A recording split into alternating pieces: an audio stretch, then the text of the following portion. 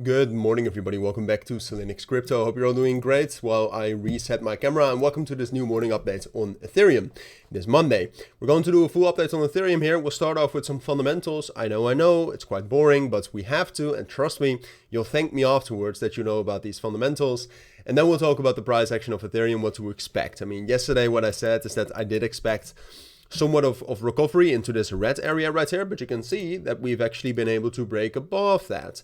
And there's a bit of an intraday key level right here around 4080, which is also strengthened by the 7-day rolling VWAP, and we have been able to break above that. So that's an early positive sign here for Ethereum.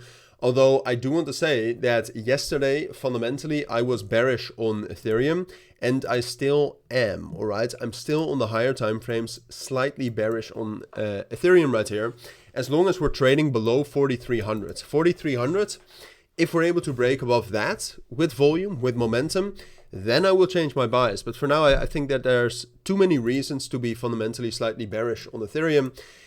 And I think the technical is also still supported too much, right? So if you take a look at ETH BTC, you can see as long as we're holding this reversal or this bearish breakdown of the daily trend, right? It's not just any trend, it's a daily trend, which matters a lot. I'm going to have to stay relatively bearish on Ethereum. And then I've spoken about this in the weekend as well, but I think that there are some other reasons to expect selling pressure on Ethereum as well. So those are my thoughts on Ethereum, but that doesn't mean that on the higher time frames I'm relatively negative. That doesn't mean that I don't see any possibility for further recovery.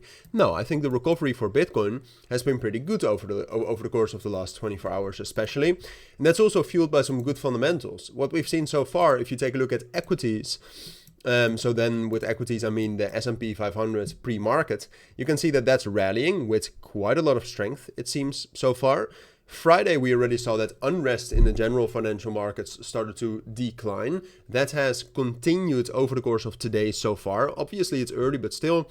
And then we have also seen that the probability of 2 rate cuts in 2025 has increased, right? So those are just, I wouldn't call it macroeconomic, they're kind of macro financial variables that are positive for crypto as well, right? And even though I'm bearish fundamentally on Ethereum right now, that is short-term bearish, right?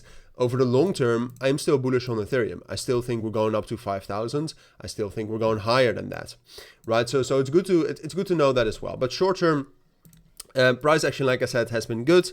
We've been able to break above 4,080. It actually looks most likely, given the strength with which we have been able to do that, it looks most likely that we will be able to get some more recovery. And when we're talking about more recovery, the main area that we're aiming for is this area right here between 4,200. 4,200 is a little bit of a weaker resistance level, but you can see it's been respected more often in the past. And then by far the most important resistance level is right here towards 4,300. There we not only have the 200 EMA and a stronger resistance level, but there we also have the previous month POC and the monthly POC. So what that means is that there's a ton of liquidity there, all right? But that does seem most likely, as we have on the short term been able to get a strong recovery here right from the 90-day rolling VWAP. We've been able to reclaim the 7-day rolling VWAP here. So as long as we hold the 7-day rolling VWAP, I think we're good for some short-term recovery before a pullback lower. At this point in time, I still do think a pullback lower afterwards is most likely.